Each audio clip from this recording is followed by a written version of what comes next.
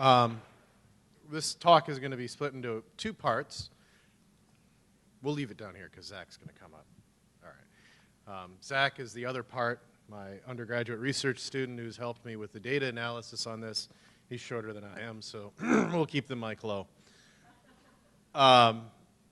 This work has been going on for about 9 years, entirely on San Salvador. It's kind of a work in progress, and so each year the project morphs a little bit along the same lines, but we've been slowly defining the part of the projects that are really becoming important to us. And one of those issues is the fire ant problem. Those of you that live in the Bahamas, those of you that live in Florida or Georgia, in the southern states are very familiar with fire ants. They are not particularly pleasant. There are many, many fine researchers at the University of Florida, South Florida, and Georgia that all study fire ant biology. It's quite an important area. So the question I'm going to try and address here today is this something Bahamas should worry about, could do anything about? We have enough knowledge about fire ants where we can actually get some ideas about how to mitigate this problem and to know where the problem is actually going to lie. So outline briefly, I'm going to talk about fire ants, the what and why, a little bit about competitive interactions among ants, which is really my interest. The fire ant impacts on community, we'll talk a little bit about that. And then Zach will take over and he'll talk about how we monitor them, what the results of our work were, and then I'll come back up and give away all the answers. Okay, so Solenopsis invicta. There's basically two fire ants that you guys might care about in this area. That's the Solenopsis invicta, which is the red imported fire ant from Argentina. And then there's another species called Solenopsis geminata, which is the tropical fire ant. I actually think the tropical fire ant hurts a little bit more when it stings you, but the nests and so forth tend to be a little bit smaller with the tropical. There's a small question, too, is whether should the tropical actually be here or not. I've been talking to some of the people like Wetterer that study invasion of ants throughout the Caribbean. Most people believe that it's actually been introduced to the Bahamas. So the basics about the life history of fire ants, introduced from South America, thank the United States military and trade. Between the two, they've ensured that fire ants are everywhere in the Caribbean. So 1890s in the United States are the first records. It was probably there a little bit earlier than that, spreading from places Mobile, Alabama, and Louisiana up into the rest of the southern states. The nest biology is interesting in that the most invasive forms tend to be polygamous or polygynous, where you have multiple queens occupying the same nest. This is a common thread for invasive organisms because you're necessarily creating a bottleneck. Fire ants, Argentine ants, other invasive ant species, your biggest competitor is always a conspecific. They want the exact same nesting area, they want the exact same food, and they want the exact same mates. However, if you're introduced, if a single colony ends up on an island, they're all sisters. So they lose this competitive issue, and so they all just get along. You can pick up fire ants from one polygynous nest and drop them in the next one, and they'll just be fine and go, okay, I'll go work for you guys, because they literally are sisters. And so that leads to the real invasive issue. You can get massive, massive densities of these nests because they're not competing with each other. They're all kind of working together. Some of these ants, like the Argentine ant, Linapitha humuli in California, it is a single super colony stretching all the way from San Francisco down through San Diego into northern Mexico. It's a single contiguous colony. They're all happy with each other. Where do you find fire ants? Water. If you want to get rid of the fire ants in your lawn, you can stop watering it. It's that simple. In Georgia, I love making this point to people because there's a visceral thing for fire ants in Georgia. They hate them. And it's like, well, stop taking care of your lawn, and your fire ants will go away. Then you'll have ticks and other things in your yard, but that's all right. Next to roads, and this gets to our Kirtland warblers, and the whole time that I think it was David was talking about that, I was just thinking, that habitat that your warbler love is also the habitat that the fire ants love. So there's always, that's why ecology is so interesting. The connections are huge, and to make one decision, you're often having to sacrifice on some other decision. So disturbance is crucial for these guys. Many studies recently have shown that you get fire ants where people are messing with stuff. And if you stop messing with it, they actually get pushed out. Okay? And we'll talk about that a little bit later. Removal of native ants assemblages. Walter Schenkel, I think he's at Florida, he might be retired now, spent a lot of his career looking at why did the fire ants do so well in southern United States? And it was the pesticide companies. We used blanket pesticides and killed all of the native ants, and then the fire ants just had a field day. That march up into the United States would have been a very slow march if we hadn't cleared the way for them with pesticides. A little bit about the ants in San Salvador, really brief. Mark Dayrup at the Arcbold Research Station in Florida came down back in the 90s and did some wonderful surveys, basically around the Gerace Conference. Many areas are still unsampled. That's kind of what I've taken over. You can see up in the corner here, these are 3D printed ant traps that I've created that we're just going to test this year. They haven't been out in the field yet.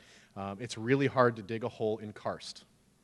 So this is my attempt at getting past that. I can set these on top of the karst and catch ants. New species are unlikely just because we have winged reproductives. They can spread around just like the butterflies. It's not really easy to isolate ant species like beetles, for example.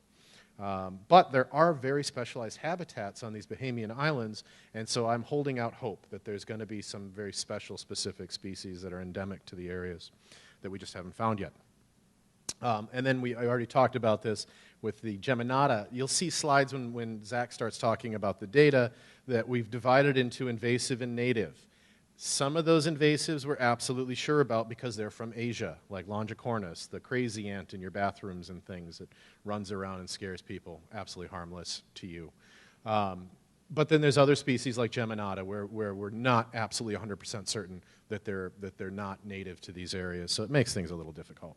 Okay, briefly, competitive ant interactions, only because it's just fun to talk about ants. What we found in our studies in San Salvador is that we have this basic run of common interactions that occur, the decision ants make when they meet each other over bait. I'm not going to go into the details, but just to give you an idea, some ants just run. They're chickens. They show up, they grab a piece of food, and if anybody else gets there, they leave. Run and fight under certain circumstances, so you just make your best show of it, but then you give up if things don't look like they're going well. Fight, always. Solenopsis, that's their fire ants. Ignore, which is really fun. You have some species that just completely ignore the other ants and do their thing. Submission or stealth, so ants will actually like duck down and hide and pretend like I'm not here when other ants show up. They're very fun to watch. The bulldozers, what I call the Invicta and Geminata specifically, where they just dam the torpedoes, full speed ahead. We don't care how many of our workers die in this fight for tuna. We're just going to keep coming. And they rely on numbers. So even if they're going to lose the battle one-on-one, given enough time, they take it. The fun one that I really love, and I'd love to spend some more time studying it, is this Monomorium ebeninum. This is the bottom one. This is the Dr. Strangelove. This is the doomsday machine. It's this tiny little black ant, and when it raises its gaster, all other ants flee before it. It's really cool. And fire ants you have 10 of these guys on a bait, and they'll hold the fire ants back for as long as they can. In the end, they still lose to the fire ant, which is too bad, because they're cool, and they're native. And so the factors that affect these competitive interactions, numbers at the bait, how fast they get there, and this is what Zach will be showing you data on, is how quick do they show up, how quick do they recruit, how far the nests are from the bait. So if you have a really high nest density, like something like the Solenopsis invicta, that's going to give you that advantage. Even with Dr. Strangelove, with our little doomsday ants, if they lose these other two things, rate of recruitment and nest density, they're going to lose the bait anyway. So in the end, even that doesn't help. Temperature and exposure is something else I'm looking at. How does being in an exposed habitat affect these relationships? Because we do see very specific communities and very specific habitats, and Zach will show us that. Substrate is also interesting. These ants have strategies that allow them to take advantage of things like the moving sands of beaches. Dorymeramix antillana, a native ant to the Bahamas that I'm actually going to look at more this summer, actually makes little highways. And the decision making that goes into where to turn off the highway to which particular food source is really interesting. And I'm working with some people at Harvard on that this summer, so it'll be interesting to see what we find. The habitats we covered in this study: palmetto, blackland coppice, plantation. We define blackland coppice really broadly.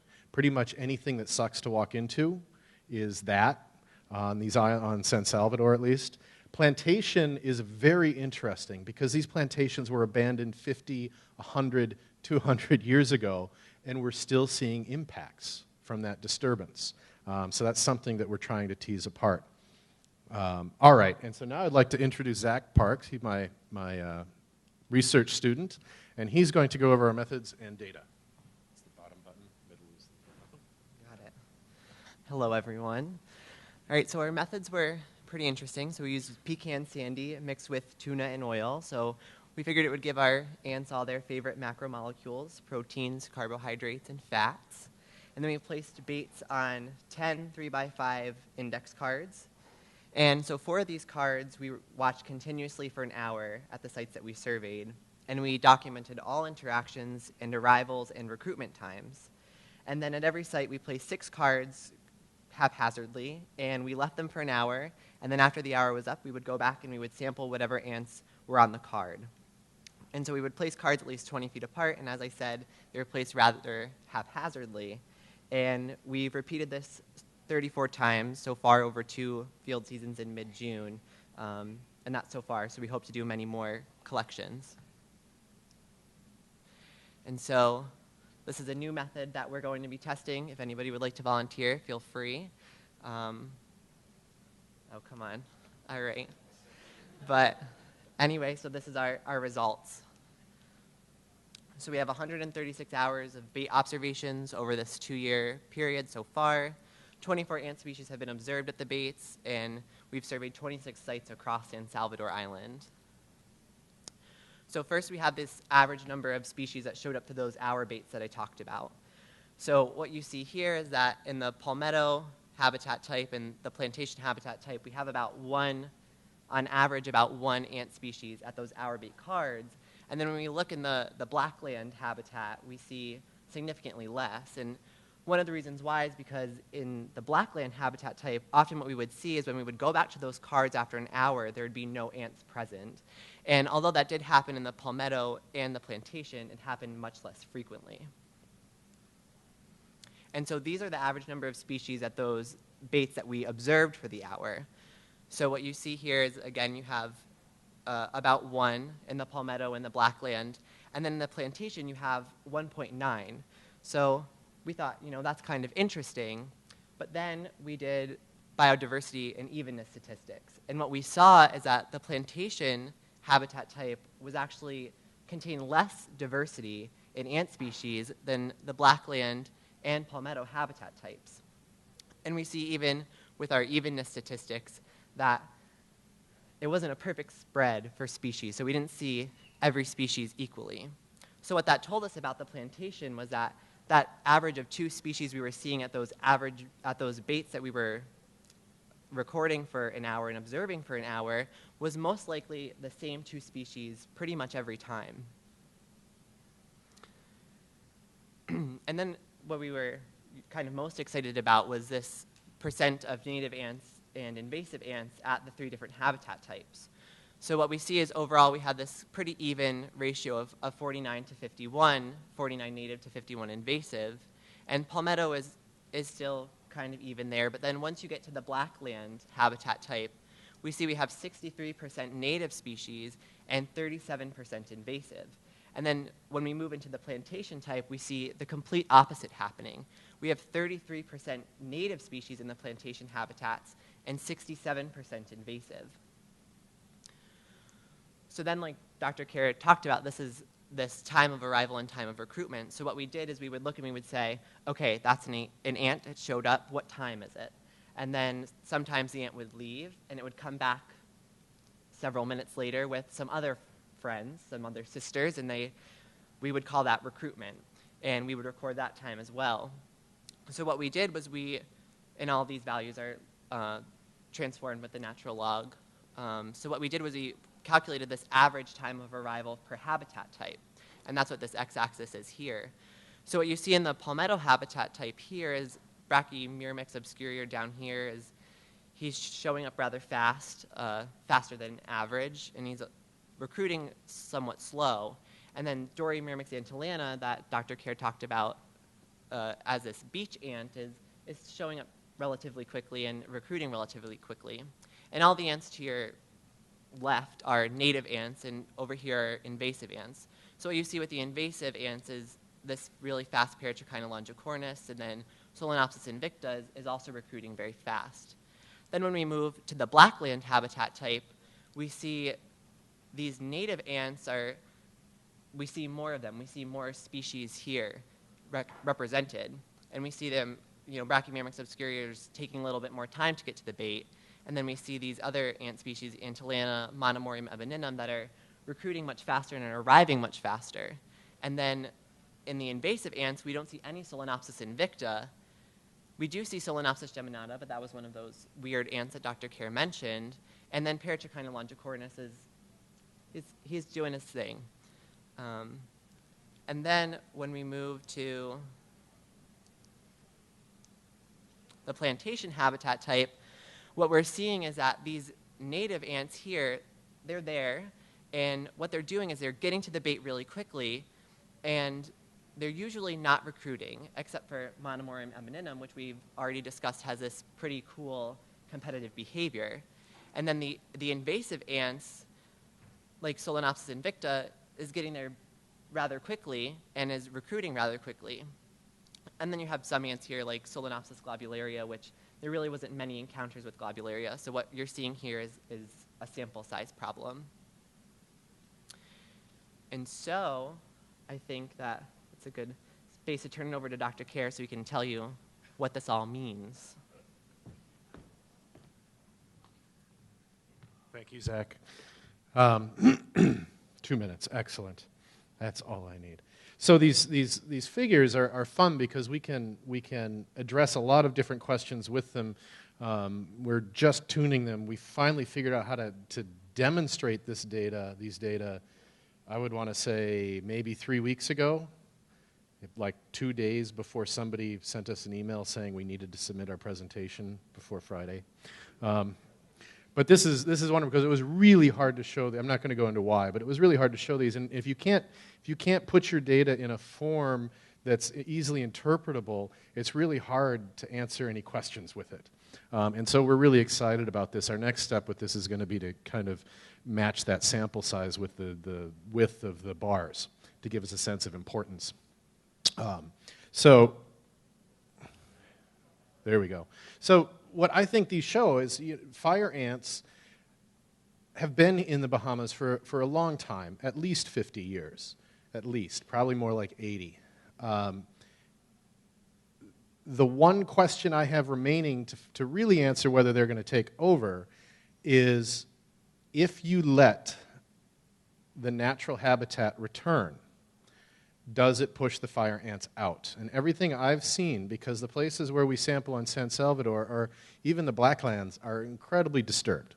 And there's no fire ants in them. The Solenopsis invicta, geminata is pretty rare in those Blacklands. And so I would suspect that, yes, so far as I can tell, if you leave it alone, they'll actually get pushed out, which I think is a positive thing. The sad thing, and this only has to deal with tourists for the most part, is that beaches in their perpetually disturbed format are havens for fire ants. And so if you like to go lay on the beach, that's a really good way to collect fire ant stings. And there's nothing we can do about that because it's a naturally disturbed habitat. So it's probably going to end up being the situation where you're going to have fire ants always. If you go and bulldoze a large portion of your coppice, you're going to get them in your backyard too. So that's where I will end. I look forward to the surface trapping, and here are my acknowledgments to everybody that's helped out with this research over the past couple of years. Thank you very much.